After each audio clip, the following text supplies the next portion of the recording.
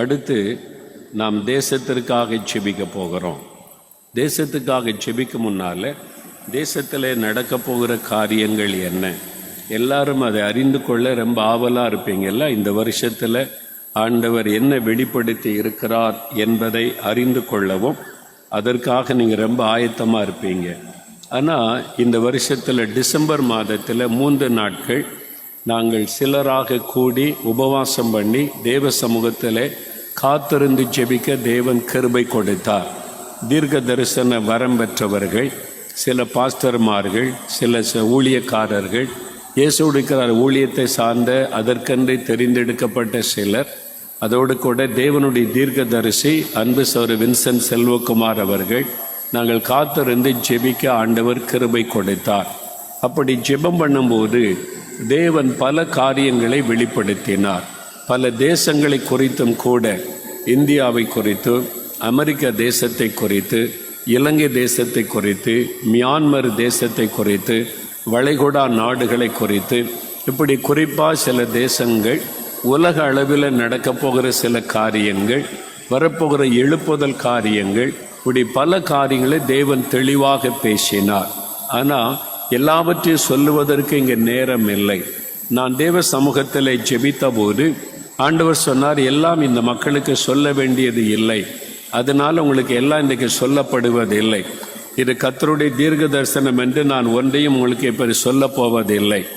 ஜனவரி 13, 14, 15 3 நாட்கள் இதே இடத்துல தீர்க்க தரிசன உபவாச ஜெபம் நடைபெற போகிறது. உபவாசம் பண்ணி அந்த தீர்க்க தரிசனம் வைத்து ஜெபம் செய்வது. அப்படி வரும்போது தான் அந்த தீர்க்க தரிசனம் எல்லாமே ஒவ்வொன்றாக சொல்லப்பட்டு ஜெபங்கள் ஏறெடுக்கப்படும். கொஞ்சம் வால்யூம் குறைக்கணும். ஜான் வெஸ்லி முதல்ல நல்லா இருந்தது. அந்த நாளில், அந்த 3 நாளில் தான் நம்ம உபவாசத்தை ஜெபிக்க அநேகர் பெயர்களை பதிவு செய்திருக்கிறீங்க. அதில் தெளிவாய் சொல்லப்பட்டு நம்ம தேசத்தில் என்ன நடக்க போகிறது, உலக அளவில் என்ன நடக்க போகிறது, ஒவ்வொரு தேசத்தில் என்ன நடக்க போகிறது என்பதை வைத்து நாம் ஜெபம் செய்ய போகிறோம். ஆனால் சில முக்கியமான காரியம் மாத்திரம் உங்களுக்கு சொல்லி ஜெபிக்கும்படி ஆண்டவர் எனக்கு கட்டளையிட்டார். ஏசாயா 60:2 இருள் பூமியையும் காரிருள் ஜனங்களையும் மூடும். இனி வருகிற காலம் இருளான காலமாக இருக்கும். காரிருள் சூழ்ந்து வருகிற காலமாக இருக்கும்.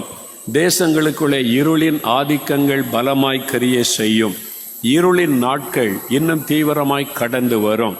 நாம் எல்லாம் நினைத்தோம் கொரோனா முடிந்தது, கொள்ள நோய் முடிந்தது, சரி 3வது அலை வரவில்லை, இன்னும் அவ்வளோதான், இனி எல்லாம் நார்மல் ஆகிவிடும் என்று நாம் எண்ணிக்கொண்டிருக்கிறோம். ஆனால் டிசம்பர் மாதம் 2வது வாரத்திலேயே ஆண்டவர் சொன்னார், இல்லை, மறுபடியும் இருளான நாட்கள் உலகம் முழுவதிலும் சூழ்ந்து வரும். ஜனங்கள் மேலே காரி இருள் மூடும். எங்கும் பயமும் திகிலும் உண்டாகிற காரியங்கள் நடைபெறும் என்பதாய் சொன்னார். ஏன் இப்படியெல்லாம் நடக்கிறது? அதற்கு விளக்கத்தை ஆண்டவர் கொடுத்தார். வெளிப்படுத்தின விசேஷம் 12ஆம் அதிகாரம் 12ஆம் வசனத்தில் ஆண்டவருடைய வார்த்தை சொல்லுகிறது, பிசாசானவன் தனக்கு கொஞ்ச காலம் மாத்திரம் உண்டென்று அறிந்து மிகுந்த கோபம் கொண்டு இறங்கினபடியால் உங்களுக்கு ஆபத்து வரும். உலகத்துக்கு ஏன் இப்படிப்பட்ட ஆபத்துகள், கொள்ள நோய்கள், பாதிப்புகள், ஏன் இந்த மாதிரி பயப்படுத்துகிற காரியங்கள், இயற்கை அழிவுகளெல்லாம் உண்டாகிறது என்றால் சாத்தானுக்கு இன்னும் கொஞ்ச காலம்தான் இருக்கிறது. ஆண்டோடைய வருகை சமீபித்து விட்டது. அவன் பாதாளத்தில் அடைக்கப்படுகிற காலம் நெருங்கி வந்து விட்டது. அவனுக்கு கொஞ்ச காலம் இருக்கிறபடியால் அவன் வேகமாய் இந்த பூமியிலே தீமைகளை கொண்டு வர உங்கள் மத்தியிலே மிகுந்த கோபத்தோடு இறங்கி இருக்கிறான் என்று வசனம் சொல்லுகிறாரு. மிகுந்த கோபத்தோட இந்த மக்களை நான் என்ன பண்றது, இந்த உலகத்தை என்ன பண்றது, இந்த ஆண்டவரால் சிருஷ்டிக்கப்பட்ட மனிதர்களை எப்படி நான் வதைப்பது என்று மிகுந்த கோபத்தோடு அவன் உலகத்தில் இறங்கி இருக்கிறான். அதனால தேவ பிள்ளைகள், இந்த காலத்துல நீங்க ஆண்டவருக்குள்ள உங்களை நல்லா பலப்படுத்தி கொள்ள வேண்டும். அதனால இன்னும் கொடிதான காலம், இன்னும் கடைசி கொடிய காலங்கள் தீவிரமாய் வரும். அதில் ஆண்டவர் சொன்ன ஒரு காரியம் ரொம்ப வேதனை அளிக்கக்கூடியது, பயங்கரமானதும் கூட. முதல்ல வந்த கொள்ள நோய் நம்முடைய லங்ஸை தாக்கினது, நுரையீரலை தாக்கினது. மூச்சு விட முடியாதபடி பாதித்து தான் நிறைய பேர் மரணம் அடைந்தார்கள். ஆனால் புதிதாக ஒரு கொள்ளை நோய் உருவாக்கப்பட்டு வருகிறது. இந்த கொள்ளை நோய் எல்லாமே இயற்கையாக உண்டானது அல்ல, மனிதர்களால் உருவாக்கப்படுகிறது. சில பொல்லாத மனிதர்கள் உலக அளவில் அவர்கள் கை கோர்த்து கொண்டு உலக மக்களை பயப்படுத்தி அடிமைப்படுத்தி தாங்கள் சம்பாதிப்பதற்காகவும் தாங்கள் அதிகாரம் செலுத்துவதற்காகவும் மக்களை பயத்தினாலே அடிமைப்படுத்தி தாங்கள் ஆளுகை செய்வதற்காகவும் பொல்லாத ஒரு கூட்டத்தார் இணைந்து அதில் விஞ்ஞானிகளை பயன்படுத்தி இந்த மாதிரி அவர்கள் தீமைகளை உருவாக்குகிறார்கள், கிருமிகளை உருவாக்குகிறார்கள். அப்படி வந்ததுதான் கொரோனா கொள்ளை நோய். இப்போ அவர்கள் மறுபடியும் இதைவிட பயங்கரமான ஒரு கிருமியை உருவாக்கி கொண்டிருக்கிறார்கள். அந்த கொள்ளை நோய் வந்து தாக்கும் பொழுது எலும்புகளை தாக்கும் என்று ஆண்டவர் எச்சரித்திருக்கிறார். இப்பொழுது நம்முடைய லங்ஸை அது அதிகமாய் பாதித்தது. இனிமேல் வரப்போகிற இந்த கொள்ளை நோய் அது நம்முடைய எலும்புகளை தாக்கும், நம்முடைய தொண்டை, நம்முடைய கழுத்து, தொண்டை பகுதியை தாக்கும். அந்த மாதிரி காரியங்களை செய்து கொண்டிருக்கிறார்கள். இதுக்கு நாம் ரொம்ப அதிகமாக ஜெபிக்க வேண்டும். ஏன் ஆண்டவர் வெளிப்படுத்தி இருக்கிறார்?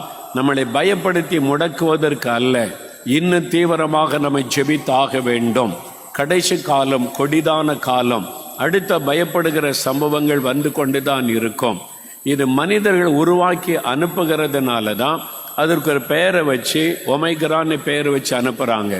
முதல்ல பாருங்க, அந்த கொரோனா அப்படின்னு பெயர் வந்தது, அப்புறம் ஒமேகா, அப்புறம் அது டெல்டா, அப்படி ஒவ்வொரு பெயரை வச்சு ஒவ்வொன்றா வந்து கொண்டே இருந்தது. இப்போ ஒமைக்ரான் வந்திருக்கிறது. அடுத்தது இன்னொரு பெயரில் அவங்க வெளியே கொண்டு வருவாங்க. ஏதாவது ஒரு நாட்டில் இந்த பறவை செய்து இந்த காரியத்தை உலக மக்களையெல்லாம் அடிமைப்படுத்துவது, அதுதான் நம்முடைய முழு நோக்கமாக இருக்கிறது. அதனால ரொம்ப அதிகமாக நம்மை செபிக்க வேண்டும். கொடிதான ஒரு காலம். இந்த தீமை நம்ம தேசத்தில் பரவாதபடிக்கும் அந்தந்த தேசத்தில் இருக்கிற தேவ பிள்ளைகள் உத்தரவாதம் பண்ணி கருத்தாய் செபிக்கும் போது அதனுடைய வீரியத்தை குறைக்க முடியும், அதனுடைய பெரிய அழிவை நாம் தடுக்க முடியும். அது முற்றிலுமாய் நாம் தடுக்க முடியாவிட்டாலும் அதனுடைய வேகத்தை குறைத்து அதனுடைய நாட்களை குறைத்து பாதுகாப்பாக இருப்பதற்கு நம்மை செபிக்க முடியும். அது ஆண்டவர் சொன்னார். ரெண்டாவது வரக்கூடிய ஒரு பெரிய தீமை, இதுவரை எந்த காலத்திலும் இல்லாத அளவிற்கு மந்திரவாதங்கள் பெருகும், பில்லி சூனியங்கள் பெருகும். ஆண்டவர் சொன்ன சில தேசங்களிலே மந்திரவாதிகளே ஆட்சி பீடத்திலே அமருவார்கள். மந்திரவாதம் பண்றவங்க, பில்லி சூனியம் பண்ணுகிறவர்களே அதிகாரத்தில் அமருவார்கள், ஜனங்களை ஆட்சி பண்ணும்படிக்கு. அந்த அளவிற்கு சாத்தான் கொடூரமான காரியங்களை செய்வார். மந்திரவாதங்கள் தீவிரமாய் பெருகும். அதனால இவைகளுக்காக நம்ம கருத்தாய் செபிக்க வேண்டும். அந்த மந்திரவாதத்தின் கிரியைகள் அழிக்கப்படவும் அந்த தீமை பரவாதபடிக்கும் நம்ம கருத்தாய் செபிக்க வேண்டியது அவசியம்.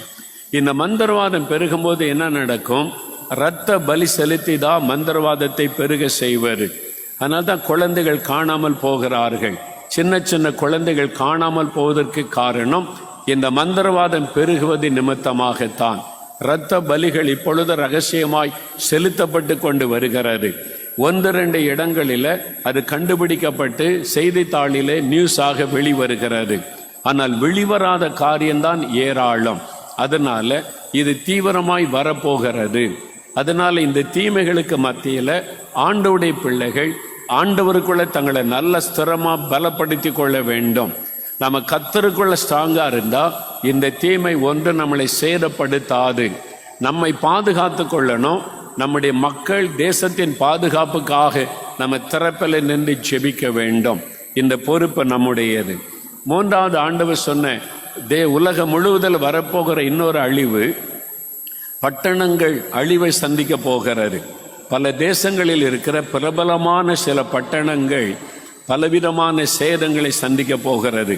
காற்றினால், தண்ணீரினால், நெருப்பினால், பூமி அதிர்ச்சியினால் பட்டணங்கள் திரும்ப எழுப்ப முடியாத அளவிற்கு பாதிக்கப்பட்டு விடும். இனிமேல் இந்த பட்டணத்தை திருப்பி எழுப்ப முடியாது, இந்த பட்டணம் முழுவதும் நாசமாகிவிட்டது, அப்படி சொல்லும்படியான அழிவு உலகத்தில் இருக்கிற சில பட்டணங்கள் மீது வரப்போகிறது. அது சுழல் காற்றினால் உண்டானதா இருக்கலாம், பூமி அதிர்ச்சியினால் பட்டணங்கள் நொறுங்கி போகலாம், நெருப்பினால் உண்டாகிற பாதிப்பாக இருக்கலாம். இந்த மாதிரி இயற்கை சீற்றத்தினால் உண்டாகிற பாதிப்பு ஒரு பட்டணத்தையே இல்லாமல் செய்துவிடும். அப்படி உலக அளவில் சில பட்டணங்கள் பாதிக்கப்படும். இந்தியாவிலும் சில பட்டணங்கள் மிகப்பெரிய சேதத்தை சந்திக்க போகிறது என்பதாய் சொல்லி இருக்கிறார். ஆகவேதான் பட்டணத்தில் இருக்கிற மக்கள் உங்க பட்டணத்தின் பாதுகாப்புக்காக ரொம்ப கருத்தாக நீங்கள் ஜெபிக்க வேண்டும். அதே சமயம் இந்த தீமைகள் எல்லாம் ஒரு பக்கம் நடந்து கொண்டிருந்தாலும் இன்னொரு பக்கத்தில் ஆண்டவர் சொன்ன நற்செய்தி, எழுப்புதல் அக்கினி போடப்பட்டு சபைகள் மறுரூபமாக்கப்பட்டு சபைகள் எழும்பி பிரகாசிக்க ஆரம்பிக்கும். சபைகளுக்காக இத்தனை வருடம் நான் ஜெபித்த ஜெபம் இந்த வருடத்தில் இந்த சபைகளுக்குள்ளே மாற்றம் வரப்போகிறது. ஆவியானவர் ஊற்றப்பட போகிறார். சபைகள் எழும்பி பிரகாசிக்க முடியாத மாற்றங்கள் சபைகளுக்குள்ளே உண்டாக போகிறது. அந்த மாற்றங்களை நம்ம காண்போம். சபைகளிலே ஆவியானவர் ஊற்றப்பட்டு ஆதி திருச்சபை போல சபைகள் எழும்போம். ஒரு பக்கம் எழுப்புதல் தரிசனமுள்ள சபைகள் வளர்ந்து பெருகும். எழுப்புதல் தரிசனம் பெற்று எழுப்புதலுக்காக செபிக்கிற எழுப்புதலுக்காக செயல்படுகிற சபைகள் எல்லாம் வளர்ந்து பெருகும். இந்த தரிசனமில்லாத சபைகள், அந்த ஊழியங்கள் காணாமல் போய்விடும். தரிசனமில்லாமல் போகிற அந்த சபைகள் தேய்ந்து தேய்ந்து குறைந்து காணாமல் போய்விடும். அதனால இந்த ரெண்டுமே இந்த ஆண்டிலே நம்ம பார்க்க போகிறோம் திருச்சபைகள் காரியத்தில். இவ்வளவுதான் உங்களுக்கு சொல்லும்படி ஆண்டவர் எனக்கு கட்டளையிட்டார். மற்ற ஒவ்வொரு தேசங்களை குறித்த தெளிவான காரியங்கள் அந்த உபவாச ஜெபத்தில் சொல்லி ஜெபம் செய்வோம். அதன் பிறகு ஜெபிக்கலாமாங்க நிகழ்ச்சியில் சனி ஞாயிற்றுக்கிழமைகளில் நடக்கிற ஜெபிக்கலாமாங்க நிகழ்ச்சியில் ஆண்டவர் வெளிப்படுத்தின ஒவ்வொரு காரியமும் சொல்லப்பட்டு ஜெபங்கள் ஏறெடுக்கப்படும். என்னால் உலகம் முழுவதும் இருக்கிற 160 நாடுகளில் இருந்து தேவ பிள்ளைகள் ஜெபிக்கிறதுனால அந்த ஜெபிக்கலாமாங்க நிகழ்ச்சியில ஒவ்வொரு தேசத்தை குறித்தும் தேவன் வெளிப்படுத்தின காரியங்களை சொல்லி அந்தந்த தேசங்கள் அந்தந்த காரியங்களுக்காக நாம் ஜெபிக்க போகிறோம். அடுத்த வாரத்திலிருந்து அவைகள் உங்களுக்கு சொல்லப்படும். இன்றைக்கு கூட இரவு ஜெபிக்கலாமாங்க நிகழ்ச்சி இருக்கும். இந்த ஜெபம் முடிந்த பிறகு 7 மணிக்கு அந்த ஜெபத்துக்கு நான் போகணும். அதையும் இருக்கிறது. நாளைக்கு ஜெபிக்கலாமாங்க நிகழ்ச்சியில அற்புத பெருவிழா இருக்கிறது. அவைகளுக்காக ஜெபித்துக் கொள்ளுங்க. இப்ப எல்லாரும் எழுந்து நிற்போம். எல்லாரும்